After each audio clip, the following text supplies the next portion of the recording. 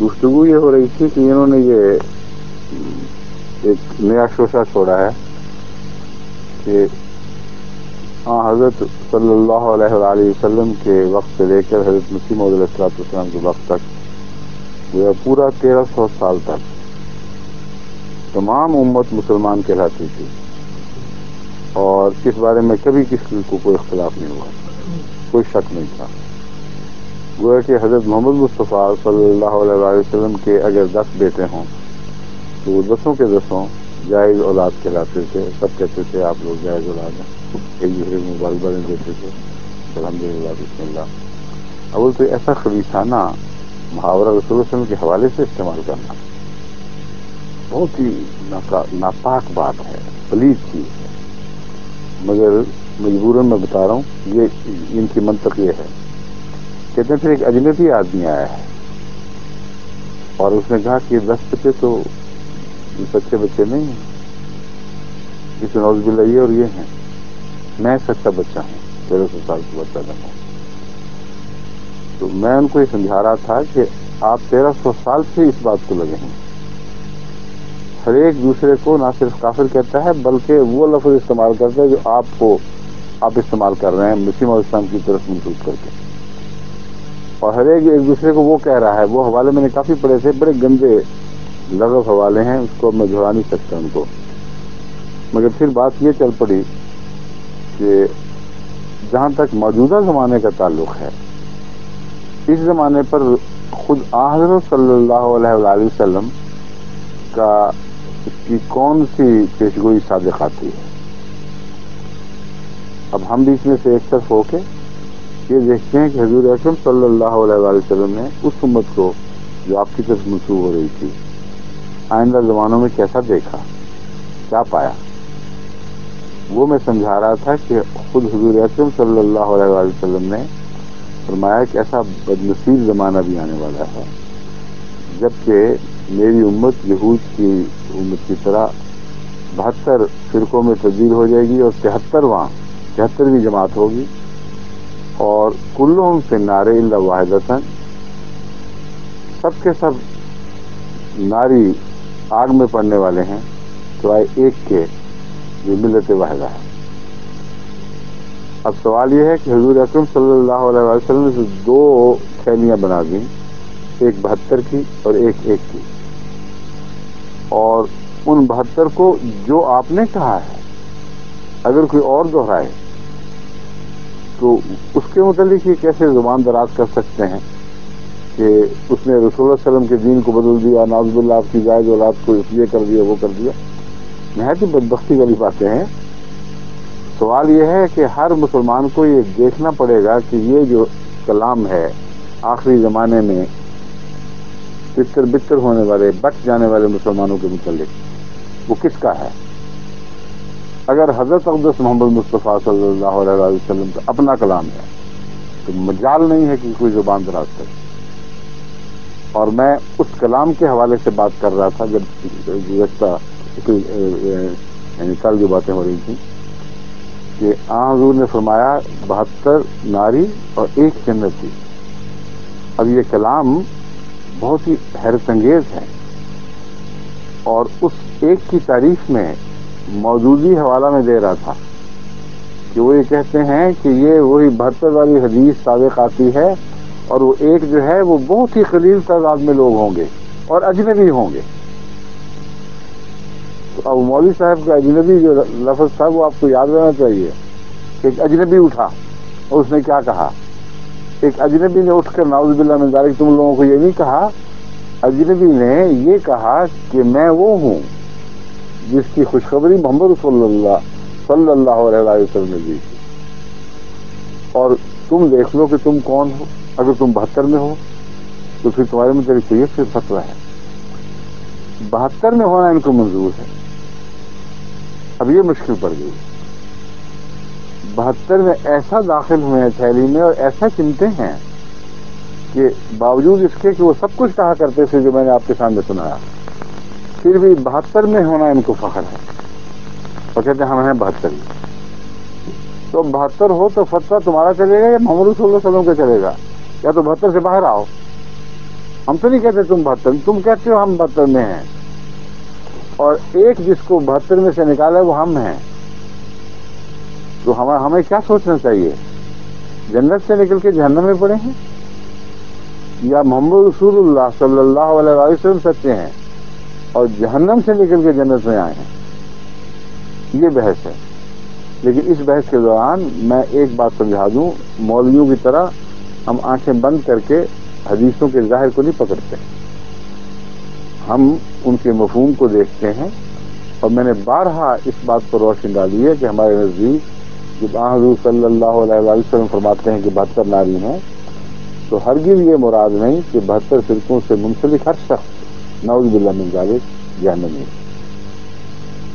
یہ ایک ناراضگی کا اظہار ہے، ایک طرز کلام ہے، یہ بتانے کے لیے کہ ان فرقوں کے عقائد کا یہ حال ہے کہ اگر اس کو کڑی نظر سے دیکھا جائے تو ان میں کافرانہ باتیں داخل ہو گئی ہیں، اور ان کا عمومی انجام یہ ہوتا ہے. پھر دوسری اس میں پیشگوئی یہ ہے کہ ایسی ڈگر پر چل پڑیں گے کہ ان کی دنیا میں بھی جہنم کے آثار ظاہر ہو جائیں گے. ان کے لیے ہر قسم کے جلنے کی باتیں اور طرح طرح کی تکلیفیں اور عذاب، اور آج کے زمانے میں جو مسلمانوں کا حال ہو رہا ہے ایک قسم کی آگ میں زندگی بسر کرنا ہے. تو کلوں فی نارے کا یہ مطلب بھی تو یہ رہ سکتا ہے کہ ان کی عجیب دردناک کیفیت ہوگی، ایک عذاب میں مبتلا ہوں گے. ہر دوسری قوم بدبخت اٹھے گی اور ان پر وار کرے گی، ان پہ تانے کسے گی، سلمان رشدی پیدا ہوں گے اور کچھ ان کی پیش نہیں جائے گی. چھوٹا سا اسرائیل کتنا چھوٹا ہے، تو نقطے کے برابر ہے فلسطین میں، اور وہ پھیلنا شروع ہوا. کسی کی مجال طاقت نہیں تھی کہ اس کو روک سکتا، اور پھیلتا رہا اور پھر آخر اس کو تسلیم کیا. تو یہ آگ نہیں تو کیا ہے؟ تو میں اس کے معنی ہمیشہ یہ لیا کرتا ہوں، جو MGB کو غلطی سے یہ سمجھے اس کو سمجھاتا ہوں کہ یہ بات نامناسب اور ناجائز ہے. میرے نزدیک حضرت صلی اللہ علیہ وسلم کی امت کی طرف منسوب میں امت میں شامل خاص کسی فرقے کی طرف منسوب ہوں، ان میں سے نیک لوگ بھی ہیں، پاک باز ہیں، ایسی خواتین ہیں جن کی زندگی پاکی کے ساتھ گزری، قرآن کی تلاوت کرنا، عبادتیں کرنا ان کا سیوا ہے، ان میں سچی قابل دیکھنے والی بھی ہیں. مرد بھی ہیں جو نیک دل ہیں، سوائے ان مولوی مزاج کے جو کہ بلک جاتے ہیں. تو ان سب کے متعلق یہ سوچنا کہ رسول کریم صلی اللہ علیہ وسلم نے اتنا صاف فاتحہ دے دیا کہ سارے جہنمی ہوں گے، میرے نزدیک درست نہیں. فرقوں کی بات ہے، اور فرقوں کے حوالے سے مراد یہ ہوتی ہے کہ یہ فرقہ ایسے لوگوں پر مشتمل ہے جنہیں ناری ہیں. اگر ان کے عقیدوں کو منون تسلیم کر لیا جائے تو ایسے لوگوں پر ہے. اور اسلام کے متعلق میں نے بتایا تھا کہ وہ تو اہل کتاب کو بھی خوشخبری دیتا ہے کہ اگر تم ایمان میں سچے ہو اور تمہارا ایمان اپنی کتابوں پر ہی پختہ اور خالص ہے اور آخرت پر ایمان لاتے ہو، سوال جواب کا تمہیں خیال رہتا ہے کہ ہم سے کیا جائے گا، اور پاک اعمال ہو. اب پاک اعمال میں یہ بات داخل ہے کہ حضرت صلی اللہ علیہ وآلہ وسلم کا نام سنے تو ادب سے توجہ کرے، کیونکہ آخری زمانے کے نبی کی آخری پیشگوئی جو ہے اس کی طرف وہ دھیان کرے اور بدتمیزی نہ کرے.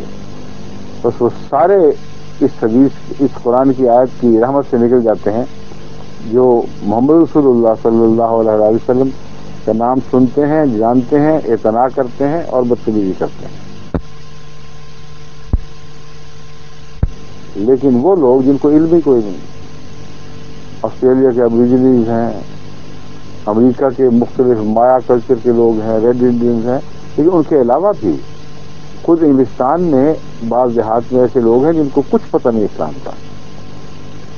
اگر خدا کے نزدیک وہ ہمارا علم تو ناقص ہو سکتا ہے، پتہ ہو، مسئلے بنتے ہوں، لیکن اگر اللہ کے نزدیک وہ صاف ستھرے لوگ ہیں، نیک اعمال ہیں اور حشر پر ایمان رکھتے ہیں اور جانتے ہیں کہ ہمیں جواب دیں ہیں اپنے اعمال میں، تو قرآن تو ان کے متعلق بھی خوشخبری دیتا ہے. فَلَهُمْ أَجْرُهُمْ عِنْدَ رَبِّهِمْ وَلَا خَوْفٌ عَلَيْهِمْ وَلَا هُمْ يَحْزَنُونَ. ان کا اجر ان کے رب کے پاس ہے، ان پر کوئی خوف نہیں ہوگا، کوئی غم نہیں کریں گے وہ.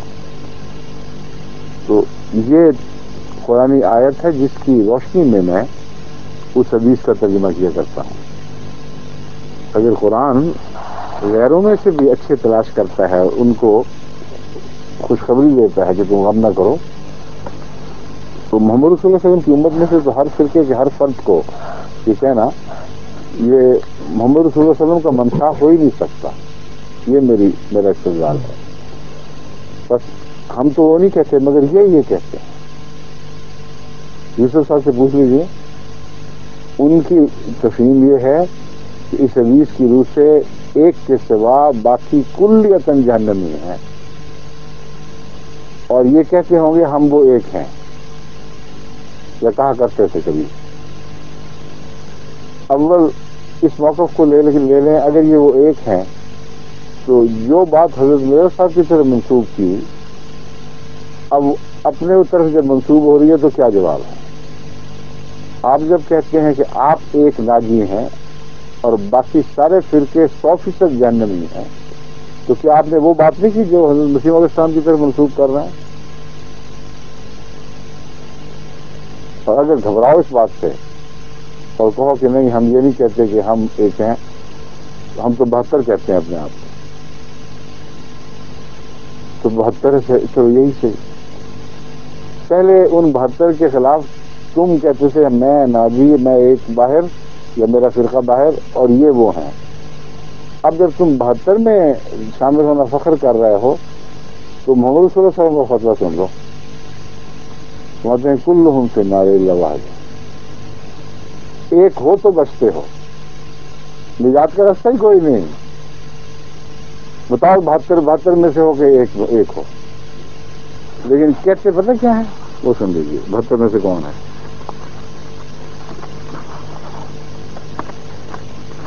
مولوی افضل علی خان صاحب، ابن مولوی افضل علی خان صاحب،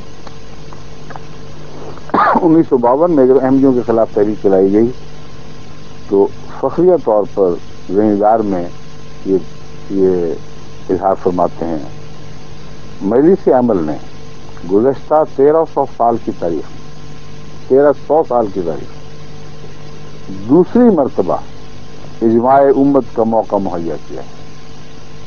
ورنہ اس امت کو نصیب نہیں ہوا تھا کہ کسی بات پر اجماع کرے. یہ بھی عجیب جہلانہ بات ہے. حق کی باتیں ایسی کھلی جن پر ساری امت کا ہمیشہ سے اجماع رہا ہے. خدا کی توحید پر اجماع ہے، محمد رسول اللہ علیہ وسلم کی رسالت پر اجماع ہے، اور بہت سی نیک باتوں پر اجماع ہے. ان کو پتہ ہی نہیں. کہتے ہیں یہ مجلس سے احرار اگر پیدا نہ ہوتی، جس کو مجلس تحفظ ختم نبوت کا نام بھی دیا جاتا ہے، تو کہتے ہیں کہ یہ اجماع امت محمدیہ کو نصیب نہ ہوتا. 1300 سال کی تاریخ میں دوسری مرتبہ اجماع امت کا موقع مہیا کیا ہے. کیا بات ہے مجلس عمل کی. آج مرزائے قادیان کی مخالفت میں امت کے 72 فرقے متحد و متفق ہو گئے.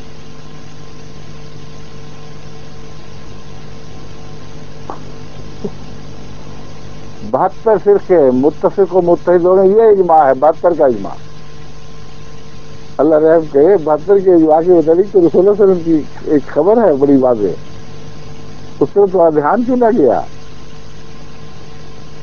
پھر گناتے ہیں حنفی، وہابی، دیوبندی، بریلوی، شیعہ، سنی، اہل حدیث، سب کے علماء اور تمام پیر اور تمام صوفی اس مطالبے پر متفق و متحد ہیں کہ مرزائی کافر ہیں. انہیں مسلمانوں سے علیحدہ اقلیت کا کس تھیلی سے نکالا ہے؟ اسلام کی تھیلی سے نہیں، 72 کی تھیلی سے. کیونکہ 72 کی تھیلی کو محمد صلی اللہ علیہ وسلم اسلام کی تھیلی قرار نہیں دیا. اپنے منہ سے اقرار کے بیٹھو. اب بتائیے یوسف لدھیانوی صاحب آپ ان میں سے کون سے ہیں؟ یہ جو 72 میں ہیں بھی کہ نہیں آپ؟ اگر نہیں ہیں تو نہ آپ حنفی، نہ وہابی، نہ دیوبندی، نہ بریلوی، نہ شیعہ، نہ سنی، نہ اہل حدیث، یہ کون سے آدمی ہیں پھر آپ؟ کس گروہ سے تعلق ہے آپ کا؟ اور اگر ہیں تو بتائیے، حنفی، وہابی، دیوبندی، بریلوی، شیعہ، سنی، اہل حدیث، یا پیر فقیر ہیں کوئی، یا صوفی ہیں؟ جہاں جو بھی ہیں 72 میں.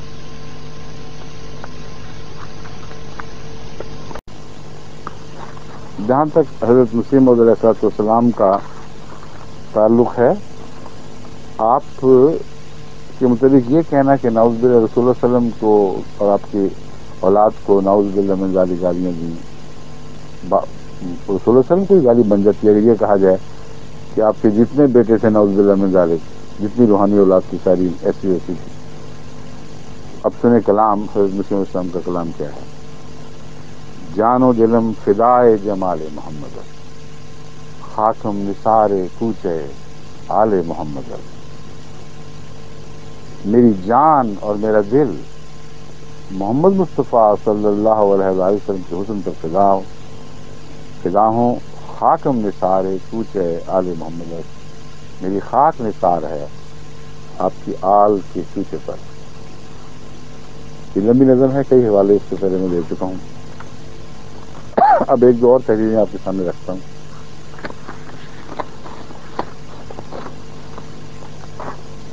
حضرت صلی اللہ علیہ وسلم کی جماعت میں اپنے رسول مقبول کی راہ میں ایسا اتحاد اور ایسی روحانی یگانگت پیدا کر لی. اب اتحاد کا لفظ آپ کو یاد رکھنا چاہیے. کبھی ایک اتحاد کی بات ہوئی، وہ ہے 72 کا اتحاد، اور ایک اتحاد وہ ہے جو محمد رسول اللہ صلی اللہ علیہ وسلم کے غلاموں نے آپ کی زندگی میں، آپ کی تربیت میں پیدا کیا تھا. ان دونوں میں کتنا فرق ہے. یہ گانگت پیدا کر لی تھی کہ اسلامی اخوت کی روح سے سچ مچ عضو واحد کی طرح ہو گئی، ایک جان ایک چیز تھی. کوئی 1 2 3 4 72 نہیں تھے، ایک ہو چکے تھے سب. اور ان کے روزانہ برتاؤ اور زندگی اور ظاہر اور باطن میں انوار نبوت ایسے رچ گئے تھے کہ گویا وہ سب حضرت صلی اللہ علیہ وسلم کی عکسی تصویریں تھے. فتح اسلام صفحہ 35، روحانی خزائن جلد 3 صفحہ روحانی خزائن کا صفحہ 21، شائع شدہ نظار کے ساتھ رقبہ.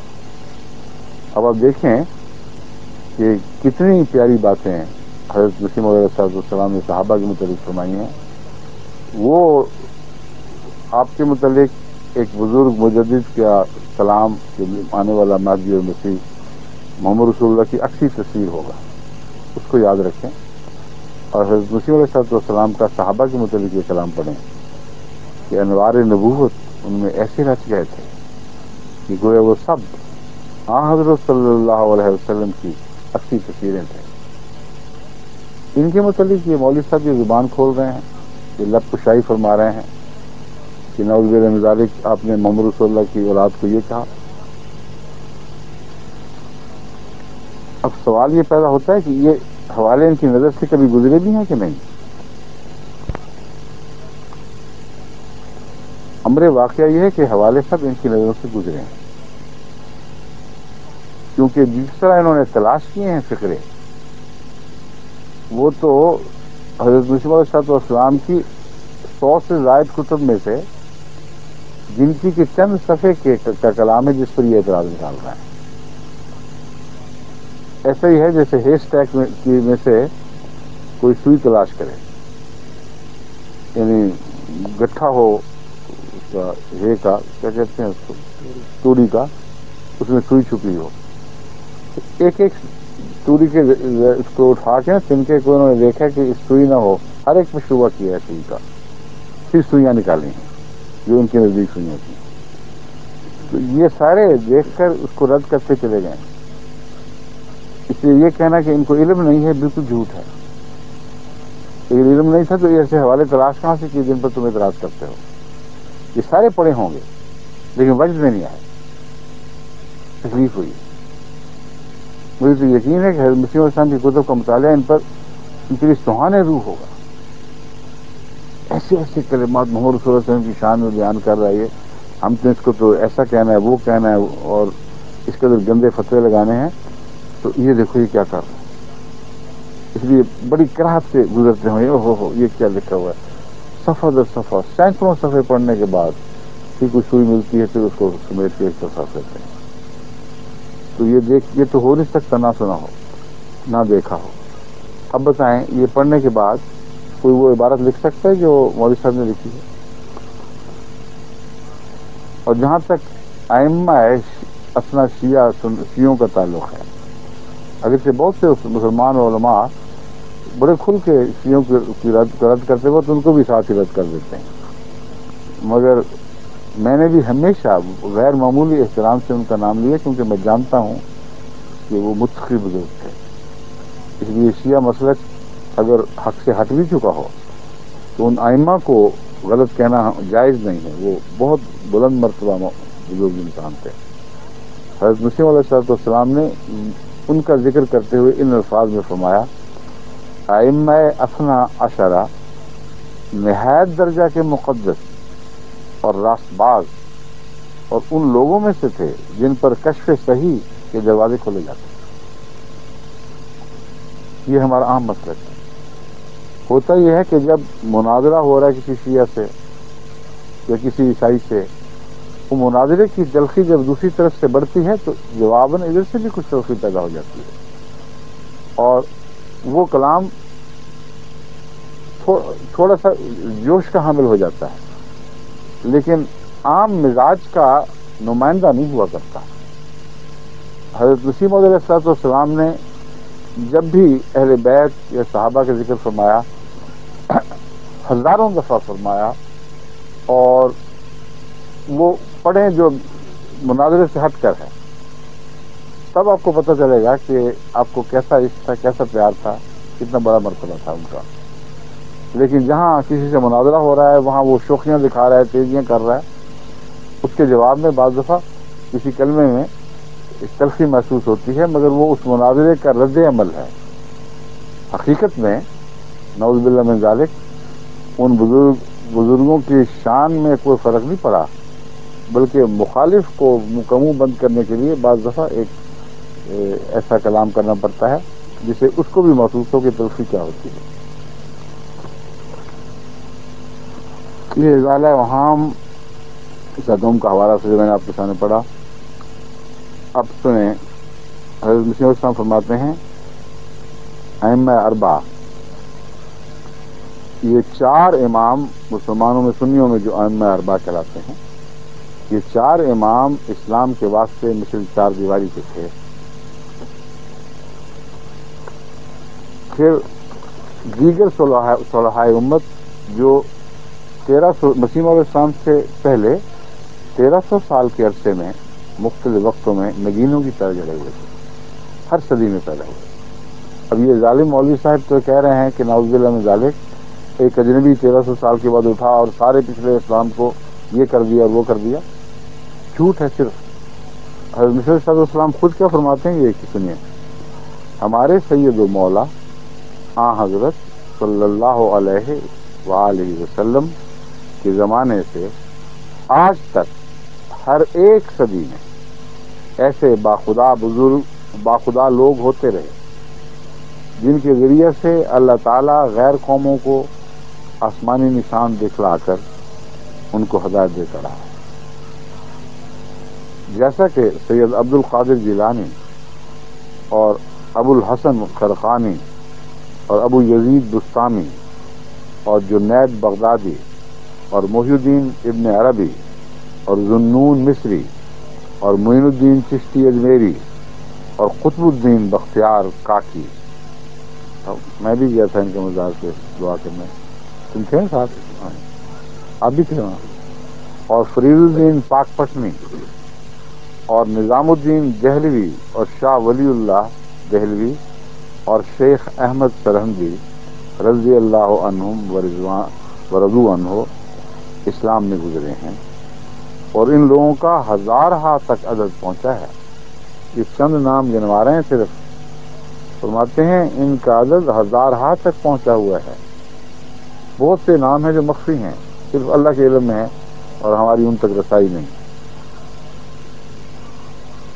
اور اس قدر ان لوگوں کے خوارق علماء اور فضلاء کی کتابوں میں منقول ہے. یعنی مختلف وقتوں کے علماء کی کتابوں میں اپنے زمانے میں اگر تلاش کیے جائے تو مل جائے گا کہ ایک متعصب کو باوجود سخت تعصب کے آخر ماننا پڑتا ہے. یہ لوگ صاحب خوارق و کرامات تھے. صاحب خوارق کہتے ہیں کہ عام قانون سے ہٹ کر کسی قانون کا کسی کے حق میں جاری ہونا جو عام طور پر نہ ہوتا ہو. مثلا عام طور پر لوگ خواب میں دیکھتے ہیں کہ یہ فلاں دن یہ ہو جائے گا، فلاں دن یہ ہو جائے گا، ہوتا کچھ بھی نہیں. لیکن ایک ایسا آدمی جس کو وہم و گمان بھی نہ ہو اس چیز کے متعلق جو وہ خواب میں دیکھتا ہے، اس کا کبھی سوچا بھی نہ ہو، وہ دیکھتا ہے اور فلاں دن یہ ہونے والا بین ہی اسی طرح ہو جاتا ہے. اس کو کہتے ہیں خارق عادت، عام روزمرہ کے دستور سے ہٹ کر بات. تو حضرت مسیح علیہ السلام کے کلام میں خوارق کا لفظ بہت ملتا ہے. تو احمدی جو مطالعہ کرتے ہیں ان کو میں سمجھا رہا ہوں کہ خوارق کا یہ معنی ہوتا ہے جو روزمرہ کی عام دستور سے ہٹ کر ہو. کہتے ہیں کسی غیر متصب کو یہ ماننا پڑے گا کہ یہ لوگ صاحب خوارق اور کرامات تھے. کرامات کا لفظ تو سب جانتے ہیں. جس قدر اسلام میں، اسلام کی تائید میں اور اسلام کی تائیدیں ہیں میں ہے، جس قدر اسلام میں، اسلام کی تائید میں اور حضرت صلی اللہ علیہ وسلم کی سچائی کی گواہی میں آسمانی نشان بذریعہ اس امت کے اولیاء کے ظاہر ہوئے اور ہو رہے ہیں، ان کی نظیر دوسرے مذاہب میں ہرگز نہیں. کتاب البریہ صفحہ 73-74. پھر فرمایا درمیانی زمانے کے صلحائے امت محمدیہ بھی باوجود طوفان بدعت کے ایک دریائے عظیم کی طرح ہے. کہ وہ بیچ کا زمانہ جس میں تاریخی پھیل گئی تھی، کہتے ہیں وہ زمانہ بھی آسمانی پانی سے خالی نہیں رہا اسلام کے لیے، جبکہ ہر طرف ایک قسم کا روحانیت کا فقدان ہو چکا تھا اور روحانی پانی مانگے نہیں ملتا تھا. فرماتے ہیں اس زمانے میں امت کے ایسے صورحا تھے جو روحانیت کا دریا بن کے بہ رہے تھے اور جو بھی ان تک پہنچتا تھا وہ سیراب ہوتا تھا. صفحہ گولڈیا صفحہ 81-12. تو یہ ہے حضرت مسیح علیہ السلام کا اصل مسلک. اور اب آپ دیکھ لیجئے کہ یوسف لدھیانی صاحب اور ان کے مزاج کے لوگوں کا کیا حال ہے. ان کو میں بار بار پھر کہتا ہوں، ان کی عمر میرا خیال کافی ہو چکی ہوگی، لیکن عمر کا کیا پتہ، اللہ جب جس کو چاہے بلا لے. آپ نے مرنا ہے، خدا کے ضرور حاضر ہونا ہے. یہ باتیں یاد رکھیں. جس کا یہ کلام ہے اس کے متعلق وہ بد زبانی کرنا جو آپ نے کی ہے، یہ کسی شریف